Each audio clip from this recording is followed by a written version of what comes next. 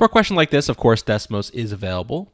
So let me show you how to use Desmos, and then I'll show you actually a super fast way to solve this. So we're going to start with the first equation, which is negative 2x equals 4y plus 6. We'll just pop that in as written.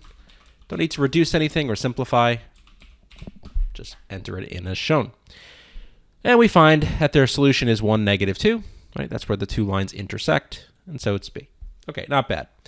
Totally fine to do it that way, no issues. I mean, you could also do it a more traditional way, either by substitution, maybe solve this for x and then plug that result in here. It's fine, but it's a lot of work. I'd rather just do Desmos. You also could do elimination, but there is a fast way where we can do this without, I don't know, it's probably faster than Desmos, but just a bit more of a direct way. And it's nice to be on the lookout for these kind of tricks, even if you use Desmos, because on a harder question where you can't use Desmos, you might be able to use a trick like this. When you have a very wild-looking system of equations like this, usually there's a hidden structure or there's a hidden pattern that we can use to solve it quickly. Let's start by just pushing this 2 in. So we're going to get 4y plus 6, distributing that 2, is equal to 3x minus 5. And this should look familiar, right? This 4x plus 6, we had that in the other equation.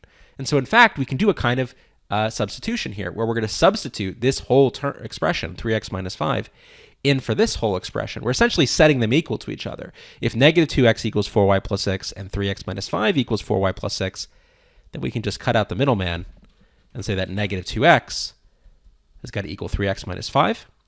Move some things around. We get 5x is equal to 5. We get x is 1. Now that gets rid of c and d. At this point, I'd have to plug in 1 into either of the equations to solve for y. And so I don't know, maybe this isn't as fast as Desmos, but like I said, it's a nice little trick.